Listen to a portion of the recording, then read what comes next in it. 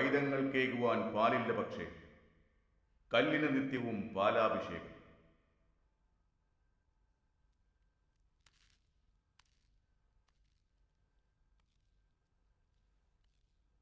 ചാണകത്തിന് തിലകം ചാർത്തി സ്വാമി എന്ന് വിളിക്കുന്നവർ സാധുക്കളെ മാനിക്കുന്ന ദിവസം എന്ന് വരുന്നു. നിങ്ങൾ എഴുത്തുകാരൻ തമിഴ്ശമ്പനല്ലേ? എപ്പോൾ മാറും ഈ ദേശം? എന്താണ് നിങ്ങളുടെ ഉദ്ദേശം? നിങ്ങളുടെ കൃതികൾ ധാരാളം വായിച്ചിട്ടുണ്ട്. ആ ശൈലി എനിക്ക് വളരെ ഇഷ്ടമാണ്. പക്ഷെ ആശയം മുഴുവനും അത് നിങ്ങളെ കാണുമ്പോൾ തന്നെ മനസ്സിലാവുന്നു. വെള്ളക്കഥർ. വെള്ളക്കാരെ ഇവിടെ ഓടിച്ചിട്ട് സ്വയം വെള്ളക്കാരാകാൻ പോകുന്ന കക്ഷിയുടെ നിറം രുദ്രാക്ഷമാല. സയൻസിനെ പറ്റി ചോദിച്ചാൽ തമിഴർക്കറിയില്ല. യമന്റെ വാഹനം ഏതാണെന്ന് ചോദിച്ചാൽ എരുമയാണെന്ന് ഉടനെ പറയും.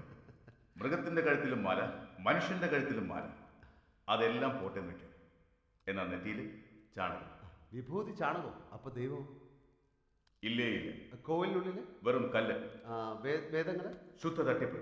ശാസ്ത്രം മൂഢവിശ്വാസം. കല്യാണത്തിന് താലി കെട്ടുന്നത്, പെണ്ണിനെ അടിമയാക്കാൻ, മേളം കൊട്ടുന്നത്, വേലയില്ലാത്തവൻ ചെയ്യുന്നത്, പെണ്ണുങ്ങൾ പൊട്ടു തൊടുന്നത്, വിഡ്ഢിത്തം. സബാഷ് സബാഷ്. എന്റെ ഭാഷയ്ക്കാണോ സബാഷ്? എന്റെ ശൈലിക്കാണോ? രണ്ടിനുമല്ല, എന്റെ ഭാഗ്യത്തിന്. നിങ്ങളുടെ ആശയവും എന്റെ അഭിനയവും, നിങ്ങളുടെ വായ്മൊഴിയും എന്റെ വാൾപ്പയറ്റവും ഒന്നിച്ചാലോ? പടത്തിലും ഇതുപോലെ സംഭാഷണങ്ങൾ വന്നാൽ അത് മാത്രം മതി ഇവിടുത്തെ പ്രേക്ഷകരെ ശരിക്കും നമുക്ക് കയ്യിലെടുക്കാൻ. എന്നെ ഒരു ഹീറോ ആയിട്ടായിരിക്കും പിന്നെ അവർ കാണുന്നത്. എനിക്കതിന് കഴിയുമെന്നാ പറയുന്നത്. ഇതുപോലെ വാക്കുകൾ കൊണ്ട് അമ്മാനമാടി ആൾക്കാരെ പിടിച്ചിരുത്തി മയക്കി കയ്യിലെടുക്കാൻ വേറെ ആർക്കാ സാധിക്കുക? ആഹാ, ഈ പടത്തിലെ കഥാനായകൻ പ്രിയപ്പെട്ട ചങ്ങാതിയാണോ അതോ ബഹുമാനപ്പെട്ട ശത്രു? രണ്ടുമല്ല, ആസ്വാദകൻ. താമരപ്പൂ പോലുള്ള മുഖം തന്നു, ചന്ദനപ്പൂ പോലുള്ള തോളുകൾ തന്നു, മുല്ലപ്പൂ തോക്കുന്ന പല്ലുകൾ തന്നു, ചെമ്പകപ്പൂവിന്റെ നിറം തന്നു. പൂക്കളുടെ അഴക് നിനക്ക് തന്ന ഈശ്വരൻ എനിക്കെന്തിനാണ് ഈ കരിങ്കല്ലിന്റെ മനസ്സ് തന്നു? നിലാവിന് വേണ്ടി ഞാൻ യാചിച്ചു, നീ എനിക്ക് തന്നത് രാത്രിയാണ്. ചെറുകൾക്ക് ഞാൻ നിന്നോട് യാചിച്ചു, നീ എനിക്ക് തന്നത് തടവറയാണ്. രാഗത്തിനായി നിന്നോട് യാചിച്ചപ്പോൾ മൗനമാണ് നീ എനിക്ക് തന്നത്. പ്രേമാമൃതത്തിനായി നിന്നോട് യാചിച്ചപ്പോൾ കണ്ണുനീർ തുള്ളികളാണ് നീ എനിക്ക് തന്നത്. ഇരു കൈകളും നീട്ടി പൂക്കൾക്കായി യാചിച്ചപ്പോൾ എനിക്ക് നീ പൂക്കാത്ത വസന്തമാണ് തന്നത്. നിലാവ് ഉദിക്കുന്നത് വരെ ഞാൻ കാത്തിരുന്നു. ഒരു നിദ്രയിൽ നീ വീണു മയങ്ങി. എന്റെ ഉൾമനസ്സെടുത്തു തരാൻ ഞാൻ വന്നു. പക്ഷേ എന്നെ ഉള്ളിൽ നിന്ന് നീ പിഴുതെറിഞ്ഞു. ജനൽപ്പാളികൾ ഞാൻ തുറന്നു വെച്ചു, പക്ഷെ തെന്നല്ലേ നീ തടഞ്ഞു വെച്ചു. ഇരു കൈകളും നീട്ടി ഞാൻ നിന്നപ്പോൾ നിന്റെ ഹൃദയ കവാടം നീ അടച്ചു വെച്ചു. കടലിൽ വീണ കളിമൺ വിഗ്രഹം പോലെ എന്തിനാണ് എന്റെ അനുരാഗത്തെ നീ ഉടച്ചെറിഞ്ഞത്?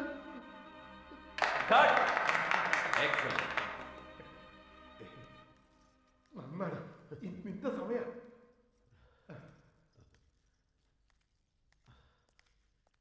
ആനന്ദൻ, നിനക്ക് നല്ലൊരു ഭാവിയുണ്ട്. നീ ഒരു സൂപ്പർ സ്റ്റാറാണ്. നോക്കുന്നത് എങ്ങനെയുണ്ടായിരുന്നു? എങ്ങനെയുണ്ടായിരുന്നു? മാനത്തൊരു ധ്രുവ നക്ഷത്രം. എല്ലാം നിങ്ങളുടെ കഴിവുകൊണ്ടാണ്. നിങ്ങളുടെ എഴുത്ത്. ദേശീയമെന്ന് പേര്, വിമോചനമെന്ന് പേര്, നാടിന് സ്വാതന്ത്ര്യം കിട്ടാൻ വേണ്ടി പോരാടാമെന്ന് പറയുന്നു. ആർക്ക് വേണം ഈ സ്വാതന്ത്ര്യം? ആർക്ക് വേണം? പിറന്ന നാട്ടിൽ തന്നെ എല്ലാം നഷ്ടപ്പെട്ട് അടിമകളെ പോലെ കോട്ടും സൂട്ടുവിട്ടവരുടെ ചുമട് തങ്ങികളായി വീര്യവുമില്ലാതെ വിവേകവുമില്ലാതെ കഷ്ടപ്പെടുന്ന നമ്മുടെ ദ്രാവിഡ കുലത്തിന് സ്വാതന്ത്ര്യം കിട്ടിയേ പറ്റൂ.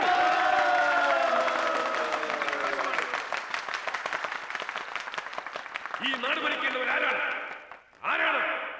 നിങ്ങൾ ബഹുജനങ്ങൾ, അന്യന്മാരല്ല.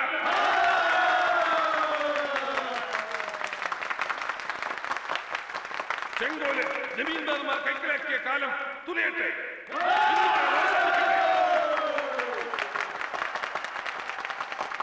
ഉറങ്ങിക്കിടന്ന നമ്മുടെ ദ്രാവിഡവർഗം ഉണർന്നു നീക്കാൻ ഇതാ സമയമായി. ജാഗ്രത.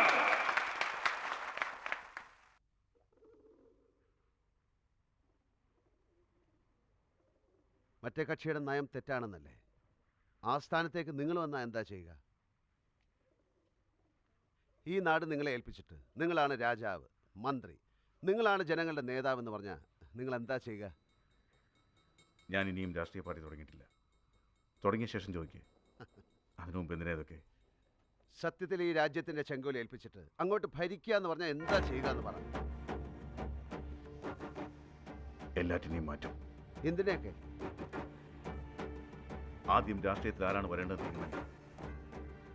പണക്കാരൻ വരാൻ പാടില്ല. വെള്ളക്കാരനും പണക്കാരനും ഭരിച്ച് ജനങ്ങളെ ദ്രോഹിച്ചത് മതി. പണക്കാരെയൊക്കെ ഓടിച്ച എവിടെ നേരെയാവും? ജാതി, താഴ്ന്ന ജാതിക്കാരെന്ന് പറഞ്ഞ് ഇതുവരെ അടിമകളാക്കപ്പെട്ടിരുന്ന വർഗമില്ലേ, അവർ ഭരണത്തിൽ വരണം.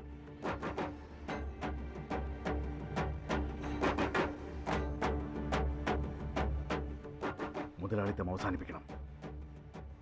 രാഷ്ട്രീയക്കാർ പോലീസുകാരെ കളിപ്പാവകളാക്കുന്നത് നിർത്തണം. ഉടനെ കോട തുടച്ചു നീക്കണം. അധികാരം, ഭരണം, പദവി എന്നിവ ഉത്തരവാദിത്വമാണ്, ആയുധമല്ല. കഷ്ടതകൾ ഒഴിയണം, ഇല്ലായ്മകൾ ഇല്ലാതാവണം.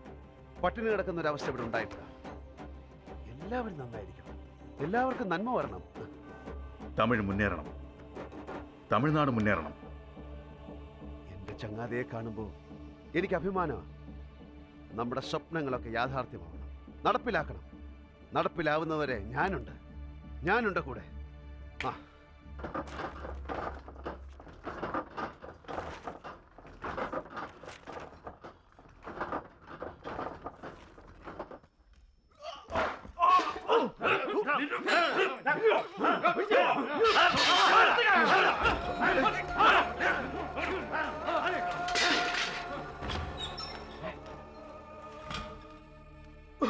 ശെൽവം, ശെൽവം, എന്ത് പറ്റി? എന്ത് പറ്റിന്ന്?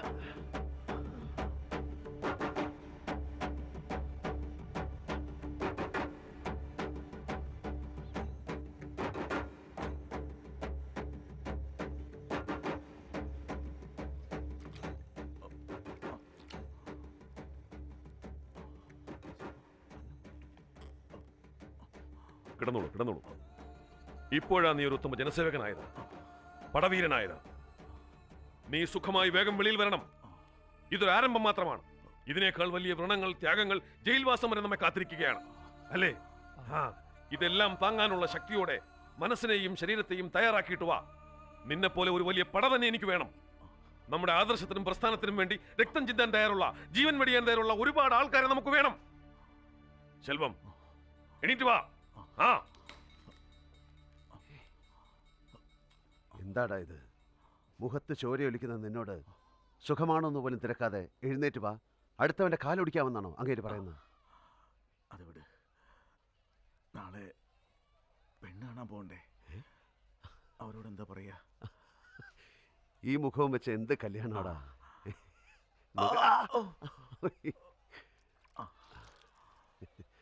നീ കിടന്നു.